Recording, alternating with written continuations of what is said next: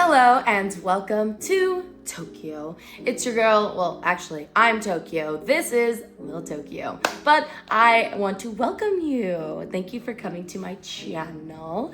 Hopefully this isn't your first time seeing me, but if it is, what I do here is I like to read Reddit stories, whether it's Am I the A-hole, or Today I effed up, or even sometimes just talking about pop culture moments going on. I like entertainment, I like entertaining, and that's why I'm here today. I do want to say, if you do like this video, please press that thumbs up and subscribe. Today we are going to be doing some family stories, whether that's family that has been found or family that you grow up with. Now, one thing I do want to let you know is I am sick still. Yes, I am still sick. I'm still sick. But, so my voice is gonna be a little bit weird, but I will be reading, I'll try to see if I wanna make this a longer video or a shorter video. Last video I did was a bit longer, so it took a bit of editing. So I gotta figure out what I wanna do with that. But one thing I also wanna let you know is that all of these videos that I do not actually fully read the story.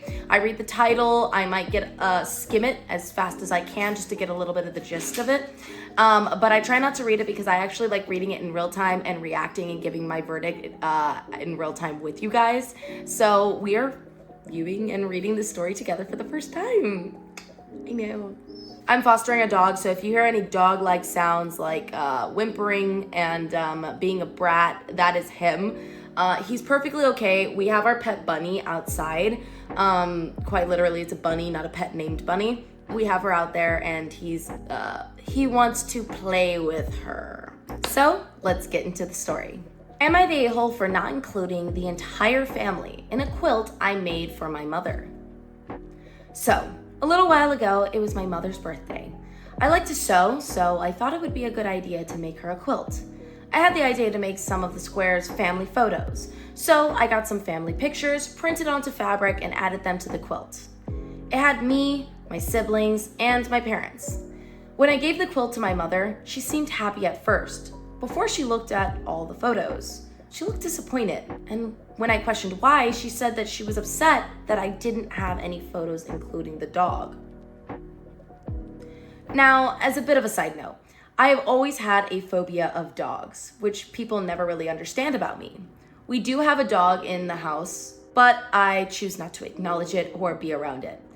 My mother knows very well about my fear of dogs, but she treats this dog like it's her own son.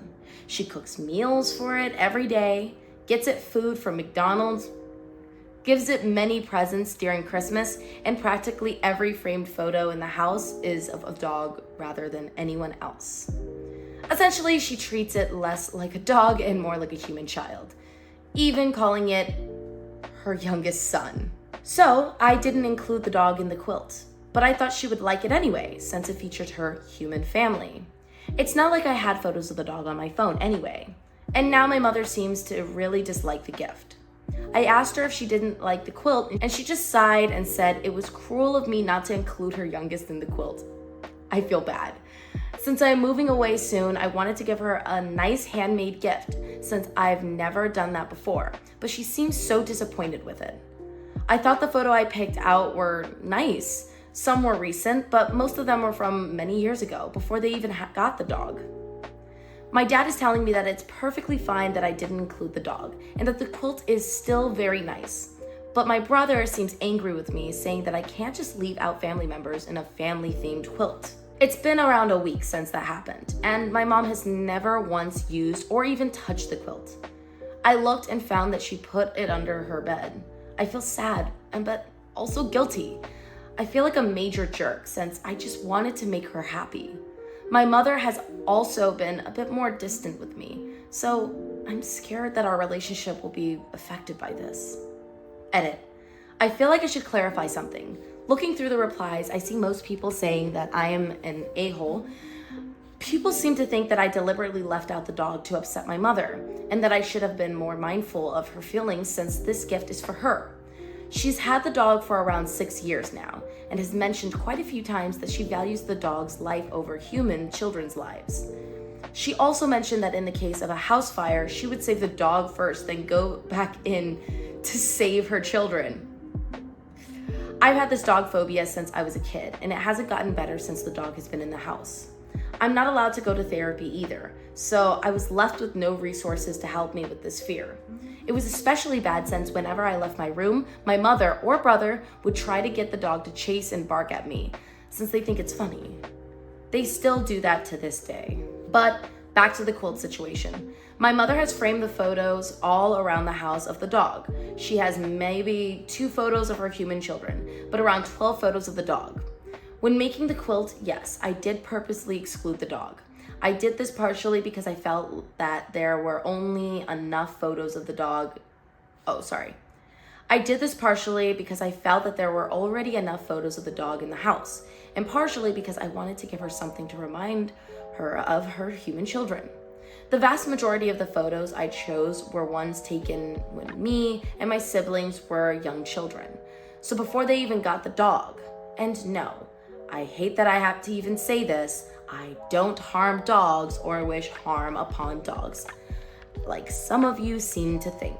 Edit 2. Shortly after I woke up this morning, I went to try and grab the quilt from under the bed in order to take some photos of it, but I couldn't find it. I asked my dad if he knew where it was, but he was just as clueless as me. We searched a lot of the house, but couldn't find it. I'll update again if I find out what happened to it. Edit 3.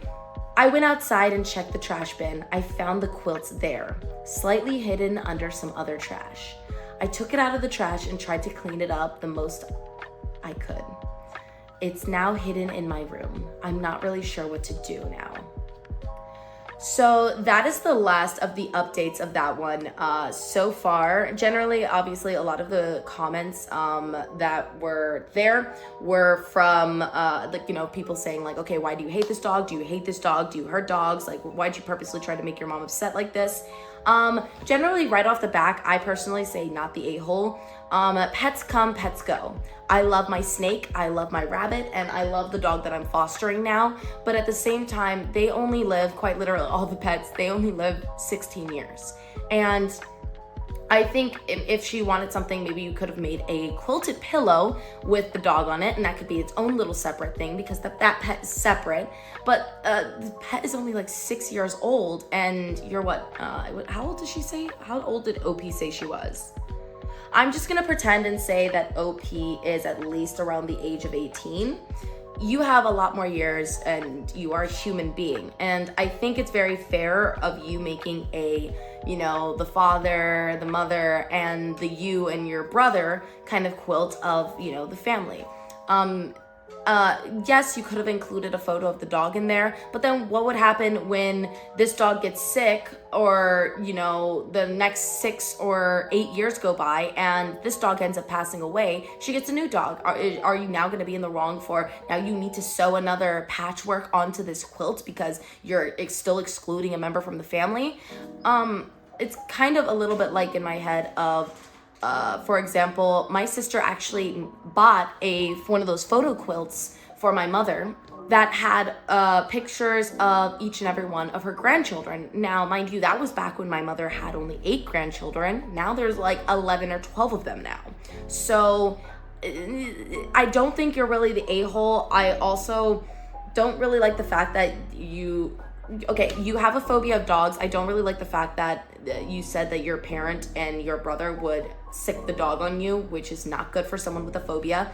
I grew up and I was born with a very rare irrational fear of water. Took a lot of internal therapy. I was never allowed to get therapy for that as well, and I still struggle with it till this day as an adult. And I don't think that's very fair. I think your relationship with this dog would have been a lot better if you were allowed to get therapy and figure out like where this comes from. Sometimes it doesn't need to be that, you were bit by a dog from a young age or chased down the street by a dog. Again, I quite literally, right out of the womb, came out and I was afraid of water. I didn't like rain. I didn't like puddles. I didn't want to be anywhere near it. So I very much understand irrational fears, even though I love dogs. I love animals. I had a pet coyote. I love them. But irrational fears are real and they must be acknowledged and respected and also properly treated. Now, in general, I was already going to say that you are not the a-hole. That was already what I was going to say. The fact that your mother threw away that quilt, it just breaks my heart. That's not like something you just bought and they printed photos on it and, you know, like something cheap. And even then, like, you keep things for sentiment. Like, do you think like kids who have a bad drawing that gets put up on the fridge, like, oh, I put it up there because it's like a Picasso painting? No, it's because it's from the heart, and it's to show the child that you appreciate, and it's to, you know, look at it and appreciate it for yourself. You know, you're seeing an accomplishment of your kid. The fact that she threw it away out of anger, she could have even come to you and said like, hey, look, I printed one of the dog. Do you mind sewing this on? I know you're scared of the dog, and I know you're scared of dogs, but do you mind sewing it on? I would really appreciate if I can keep it, and I understand where you're coming from, and, you know, like that. That's a little too mentally stable for your mother, probably. Sorry, I know it's your mother, but I grew up in a narcissistic household. I really find that heartbreaking, and I do not like that at all. And you must feel extremely alone and isolated right now. Now, in general, a lot of the comments were from before the edit because I actually had grabbed this post from yesterday and some of these edits were not there yet. So that's the edits that I just read right now. But I'm just gonna read the top comment, and that is from Genicillian, I think. Not the a-hole. Take back the quilt you made with loving hands that she doesn't appreciate and move out. OP says, I was thinking of regifting it to my father since he seems to like the quilt. I'm only gonna read that one. Generally, there's a lot of replies that are basically saying of how the mother's a bit narcissistic. You know, like, of course, considering your pets as, you know, family and children, but especially not the a-hole because you are her actual family and her actual blood child. Even if you're not a blood child, still you are a human being and you deserve a certain amount of respect. But I kind of have to agree with your idea of gifting it to your father, but I have to agree with what that top commenter said, which is you should take it back and move out. You should honestly move out of that household, especially if you're getting favoritism for a dog and even from your brother of that. And I think that if you do that, you should do your idea of regifting it to your father and, you know, wash it. You can add more photos into it just to put it in there. But I do like the combination of those two things right there. And I'm gonna honestly keep an eye on this story, guys. Let me go to the account to see if there's any more updates at all. Generally, the last comment was from OP about 18 hours ago, where she says, back when she said that, I would have thought that my own mother would value my life over a dog.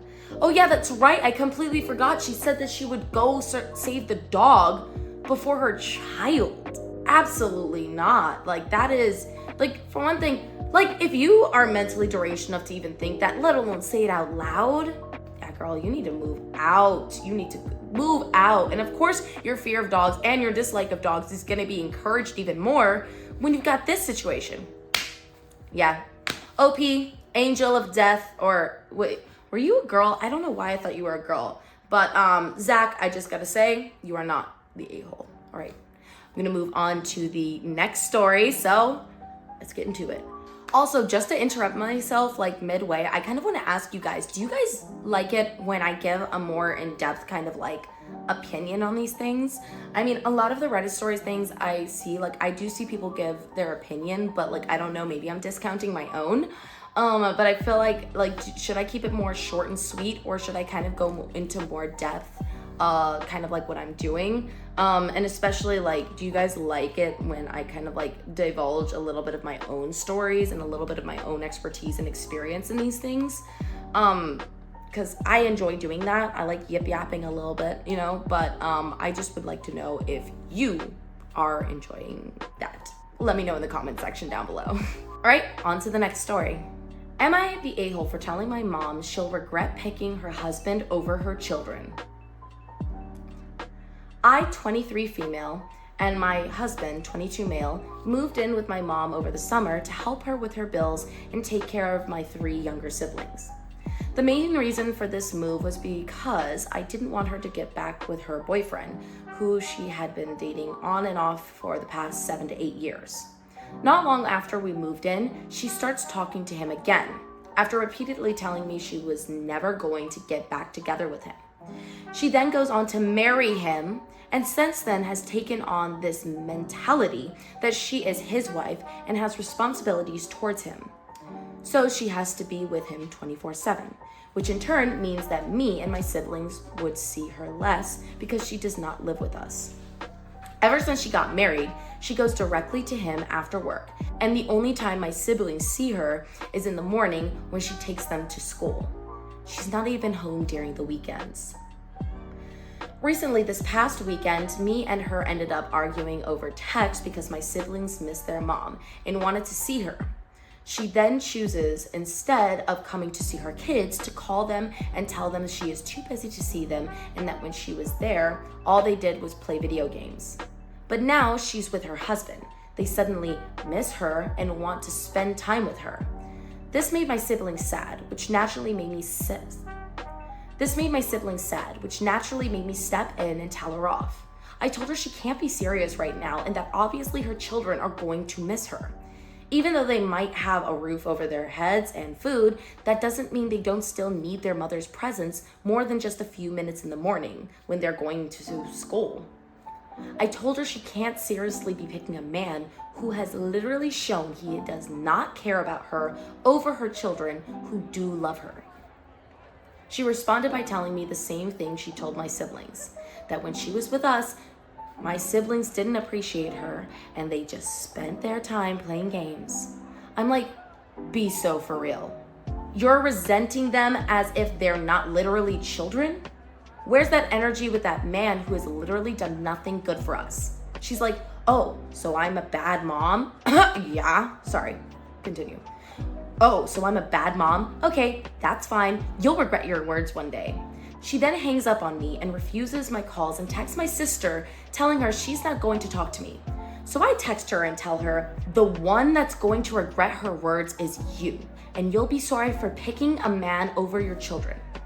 The day you learn to not put a man on a pedestal is the day you'll get a blessing. It's a serious mental problem to be so attached to a man. I love you, but I know you're not okay by doing what you're doing. She's now no longer talking to me and only contacts my siblings. Am I the a-hole, or was this a reality check my mom needed? Edit. Since I didn't include their ages in the original post, my siblings are 10 male and 13 male and 15 female.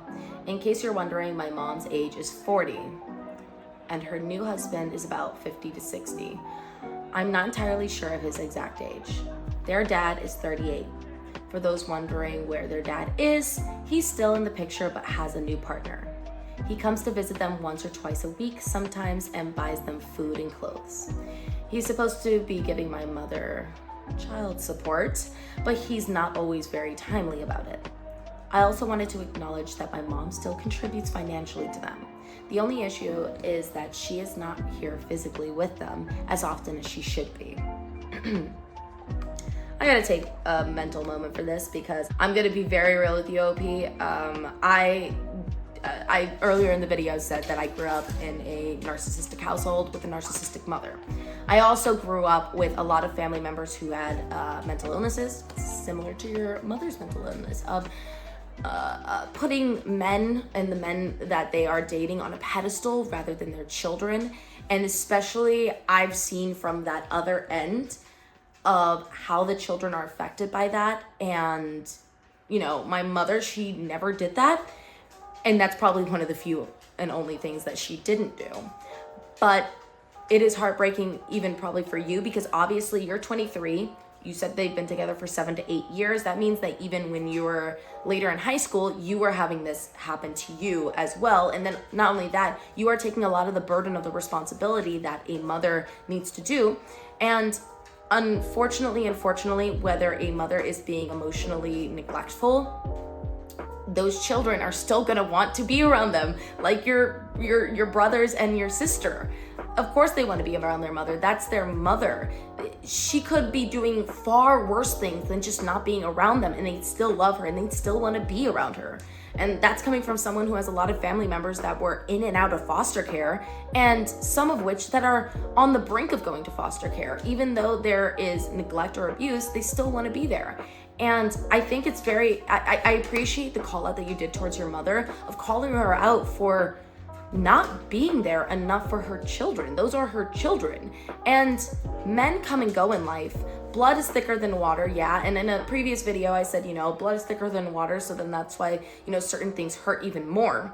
And it hurts even more, especially when it's that parental figure, the person that's supposed to love you unconditionally, the person that brought you into this world, that changed your nappies, that took care of you when you couldn't even walk or talk, is not there for you as you're growing up. And especially your siblings play video games, but that's a stimuli and that's something that they're doing. And maybe they just want mom to be there next to them while they're playing the video games because they just want her presence there. And that kind of just calls to question to me, how much was your mother really emotionally there? If especially all they want is her in the room and she's just this is a waste of my time, they're doing some other stuff. What does she want? Does she want them to kiss the ground she walks upon? And I don't know if you're black or anything, but it's very much giving the kind of that mentality in a lot of black households of love thy mother, love thy father, you put up with it. And honestly, it is very commendable of you, for one thing, being 23 years old and taking on the burden of responsibility of essentially being the pseudo-parentified mother for those children and taking care of them. Now, at least it's good that she's financially taking care of them. At least their father is also putting a little bit of money and financially taking care of them when needed with buying food and clothing. But there's still that emotional part that is very important. And that's part of the reason why when the different types of abuse, which is financial, physical, sexual, emotional, there's a few other, I can't remember just off the top of my head. There's 4, but there's really 7. You need all of that in the life in order to be fully fulfilled. So I personally say, thank you for the edit with clarifying of just in general of some information, but I generally say you're not the a-hole. I do not think that you're the a-hole in any way. I think somebody needs to say it. I have had to, for myself, my mother is a narcissist, and I had to call out my mother and call out some stuff for my mother. And I have said stuff that honestly, if I wasn't a bitch, I would have regretted. But somebody had to say it. And in this case, you are the most responsible person in this situation. And it does need to be said. She will eventually regret it. This is one of those situations, the classic situation of, oh, she's not around the kids, and then she either cuts them out of her life to be with her man, or better yet, he gets rid of her, or she gets old and has some health problem, and then all of a sudden it becomes, oh, family, take care of me. Where was that energy when they were children? And unfortunately, they're probably, and you probably are going to take on that burden still because you guys love her. Anyway, sorry, my little mini rant. Let me go to the comments. Right here, I have, I'm gonna read it because it has a top comment, a worded comment in here. And that is from Little Star. It says, not the a-hole. And honestly, your mom needed to hear that. It sounds like you're stepping up in a situation where your mom is neglecting her responsibilities. And that's not fair to you or your siblings. Her excuse about your siblings not appreciating her because they play video games is honestly ridiculous. Kids play games. Fact. That doesn't mean they don't love or miss their mom. They're children, and it's her job as their parent to be present. Even if they aren't showering her with gratitude 24/7. It feels like she's using that as an excuse to justify prioritizing her husband over her kids. Yes, and I want to read the next comment after this because I think this one is very, very good. This one is from Two Dogs Life. It's a CPS story waiting to implode. Parents, especially custodial parents, are expected to reside with their minor children.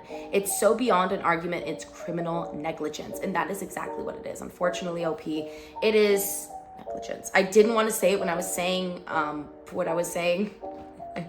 But even just reading through the comments and at least seeing other people's comments, they pretty much are saying the exact same thing that I'm saying. And then, of course, asking for more clarifying questions, in which you answered in the edit. It is neglect. It is a classic CPS case.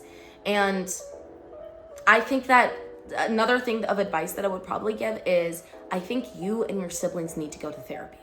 I really think you do. I know you guys are fine right now. You're fine at the moment. But these are the types of things that once you get older, once you're introduced to alcohol, once that prefrontal cortex starts to solidify, will implode, will cause cycles to be continued, generational curses to continue to be spreaded on to the next generation and kept within the family. And I think that you guys should honestly go to therapy. And I'm very appreciative of a lot of the people in here saying, yeah, your mother as guardian, as the parental figure that has the full custody, is supposed to live in the house and primarily be at the house with her children.